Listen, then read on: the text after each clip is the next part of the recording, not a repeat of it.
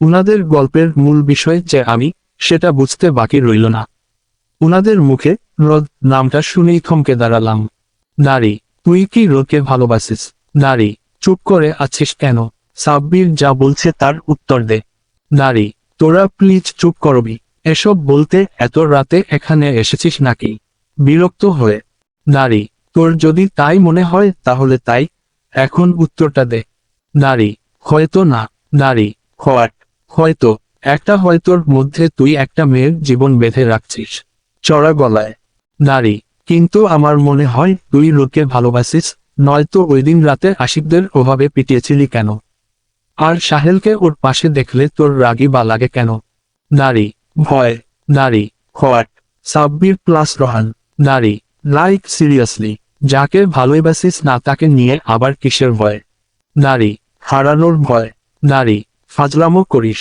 ভালোবাসিস না আবার হারানোর ভয়? সব কিছুর একটা লিমিট আছে। নারী, দেখ শুভ্র, আমরা সবাই জানি যে সাহেল রোদকে পছন্দ করে।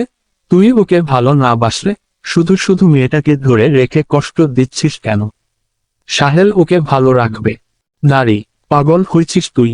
রোদ আমার বউ, চিৎকার করে। নারী, রোহান ভুল কি বলেছে শুভ্র? ওকে ভালোবাসিস না, স্ত্রী হিসেবে পুরোপুরি মানতেও পারিস না, আবার হারানোর ভয়ও পাস। এসব কি? এত টানাপোড়েনের চেয়ে সাহেলের কাছেই কি রোদ ভালো থাকবে না? নারী, না থাকবে না, কারণ আমি থাকতে দিব না। নারী, কিন্তু কেন শুভ্র? নারী, ওকে আমার প্রয়োজন, ওকে ছাড়া আমার চলবে না। নারী, মানে কি? খুললে বলবি প্লিজ। ভালোবাসিস না আবার বলছিস প্রয়োজন? বলদ মনে হয় আমাদের। রাগী কণ্ঠে। নারী, যা সত্য তাই বলছি। তোরা তো জানিস নীলি মারা যাওয়ার পর আমি কতটা ডিপ্রেশনে চলে গিয়েছিলাম। দাঁড়ি 3 মাসে 7টা বার সুইসাইড অ্যাটেম্প্ট করেছি, হয়তো আরো করতাম কিন্তু তোদের জন্য হয়ে ওঠেনি। দাঁড়ি আমার অবস্থা কেমন হয়েছিল তা হয়তো তোরাই ভালো জানিস। নারী, আমার সিচুয়েশনটা হয়তো তোরা বুঝতে পারতি, বাট আমার মনের অবস্থাটা। দাঁড়ি প্রতিটি মুহূর্ত দম বন্ধ হয়ে এসত। নীলির কথা মনে পড়তেই নিজেকে শেষ করে দিতে মন চাইতো। যে মেয়েটাকে একদিন না দেখলে পাগলামো শুরু করতাম, সেই মেয়েটাকে নিজ হাতে মাটি চাপা দিয়েছি ভাবতেই শ্বাস বন্ধ হয়ে আসত। দাঁড়ি তখন মরে যাওয়াটাই আমার কাছে সবচেয়ে শান্তির বলে মনে হতো। দাঁড়ি কেউ শখ করে সুইসাইড করে না। কতটা কষ্ট বুকে চেপে তারা এই ডিসিশন নেয় সেটা আমি বুঝেছি প্রতিটি মুহূর্তে। দাঁড়ি ভালোবাসাটা ভুলে যাওয়া কি এতই সহজ? তোদের কাছে হয়তো বিষয়টা অতিরঞ্জিত বলে মনে হয়, কিন্তু আমার কাছে নয়। নারী, তোরা ভাবছিস আমি কেন নীলিমাকে ভুলে যাই না, কিন্তু সত্যিটা হলো আমি ওকে ভুলতেই চাই না। নারী, আরে নীলি কি ওকে ভুলে যাওয়ার জন্য আমাকে ভালোবেসেছিল? প্রশ্ন চিহ্ন। আজ ও নেই আর তাই আমি ওকে নিজের জীবন থেকে ছুঁড়ে ফেলব। প্রশ্ন চিহ্ন। ভুলে যাব? এতটা নীচ আমি? আমার ভালোবাসাটা কি এতটাই ঠুনকো? প্রশ্ন চিহ্ন। কিন্তু হ্যাঁ, ভালোবাসাটাই জীবনের সব কিছু নয়। রেসপন্সিবিলিটি, ফ্যামিলি, অনেক কিছুই জড়িয়ে থাকে এই জীবনটার সাথে।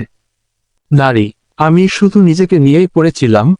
এদিকে যে আমার চিন্তায় মা অসুস্থ হয়ে পড়ছে বুঝতে পারিনি। একদিন বাবা আমাকে এসে বলল, মা নাকি 3 দিন যাবৎ হসপিটালে অ্যাডমিট। কথাটা শুনে আমি অবাক হয়েছিলাম। নারী, 3 দিন ধরে মা অসুস্থ আর আমি জানি না? বাবার কাছ থেকে জানতে পারলাম মার অসুস্থ হওয়ার কারণটা আমি।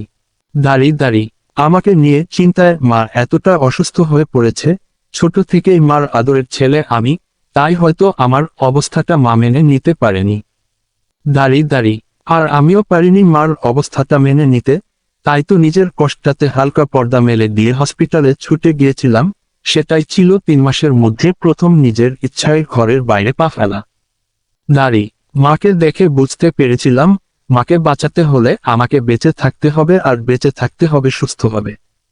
দাঁড়ি শুরু হলো অভিনয়, নিজের সাথেই যুদ্ধ। প্রতিটি মুহূর্তে নিজের অস্তিত্বটাকেই হারিয়ে ফেলছিলাম। নারী, হঠাৎ করেই বাবা ভাইয়ার বিয়ে ঠিক করলো। ডক্টরদের ধারণা মাকে হাসি খুশি রাখলে খুব তাড়াতাড়ি সুস্থ হয়ে উঠবেন, আর মাকে খুশি করার এটাই বেস্ট ওয়ে। দাঁড়ি ভাইয়ার বিয়ের দিন হঠাৎই বাবা ডেকে বললেন, রোদকে বিয়ে করতে হবে। নারী, কথাটা শুনে আমি চরম অবাক হয়েছিলাম। ওই বাচ্চা মেয়েটাকে নাকি বিয়ে করব? পাগল নাকি বাবা? প্রশ্ন চিহ্ন। আমি শুধু নীলিকে ভালোবাসি, শুধু শুধু কোনো মেয়ের জীবন নষ্ট করতে যাব কেন? কিন্তু সেদিনও আমার যুক্তিটা ব্যর্থ হলো মার করুণ চাহনিতে। বাবার এক কথা, রোদের মাঝে মার ছায়া আছে, রোদই নাকি পারবে নীলিকে ভুলিয়ে দিতে। দাঁড়ি, কথাটা শুনে প্রচন্ড রাগ লাগছিল। ওরা কেন বুঝতে পারছে না যে আমি নীলিকে ভুলতে চাই না? দাঁড়ি, ভেবেছিলাম রোদ হয়তো রাজি হবে না, কারণ ও তো জানে আমি নীলিকে কতটা ভালোবাসে। কিন্তু এবারও নিরাশ হতে হলো আমাকে। রোদ বিয়েটা করেই নিল। সব ক্ষোভ, কষ্ট, সবকিছু রোদের উপরে গিয়ে পড়ল। ওকে দেখলেই রাগ লাগতো, কিন্তু বিয়ের পরের দিন ওর বলা কথাগুলো আমাকে নাড়া দিল। সত্যি তো বাচ্চা মেয়েটার তো কোনো দোষ নেই। সেদিন মনে হচ্ছিল যদি একবার নীলিকে জড়িয়ে ধরে কাঁদতে পারতাম, বলতে পারতাম প্লিজ ফিরে আসো, আমি মরে যাচ্ছি, দম বন্ধ হয়ে আসছে। নারী, এটুকু বলে উনি চুপ হয়ে গেলেন। আমি স্থির হয়ে দাঁড়িয়ে আছি। উনার প্রতিটি কথা আমার বুকে যেন তীরের মতো বিচ্ছে। হয়তো উনি কাঁদছেন, আমিও কাঁদছি, জানি না কেন, কিন্তু আজ খুব কান্না পাচ্ছে, খুব। উনি দীর্ঘশ্বাস ফেলে আবার বলতে শুরু করলেন।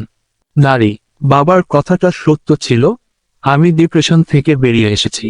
নারী, এমন নয় যে আমি নীলিকে ভুলে গেছি। আশ্চর্যের বিষয় হলো রোদ আশেপাশে থাকলে আমি নীলিকে আরো বেশি করে ফিল করি। নারী, রোদের নিঃশ্বাসের শব্দে ওর চাহনিতে নীলিমার প্রকাশ স্পষ্ট। দাঁড়ি, আমি রোদের চোখে সবার মতো আমার জন্য বিরক্তিকর সহানুভূতি দেখিনি। ওর চোখে সবসময় একটা ভরসা, নীলিমার জন্য ভালোবাসা আর সম্মান দেখেছি। দাঁড়ি, রোদ সবসময় নীলির প্রতি আমার ভালোবাসাটাকে সম্মান করে, সবার মতো আমার পাগলামো বা বাড়াবাড়ি বলে মনে করে না। ওর সাথে বিয়ে হওয়ার পর থেকে এখন পর্যন্ত ও আমাকে রাগিয়ে হোক, বিরক্ত করে হোক, হাসিয়ে হোক, এই ডিপ্রেশন থেকে দূরে রেখেছে।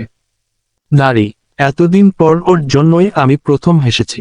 এখনো বড্ড কষ্ট হয়, মনে হয় বুক থেকে কলিজাটা কেউ ছিঁড়ে নিচ্ছে।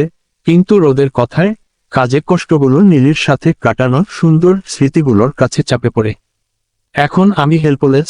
রোদকে আমার চাই। মাকে বাঁচাতে হলে আমায় বাঁচতে হবে, আর আমায় বাঁচতে হলে রোদকে আমার কাছে থাকতে হবে।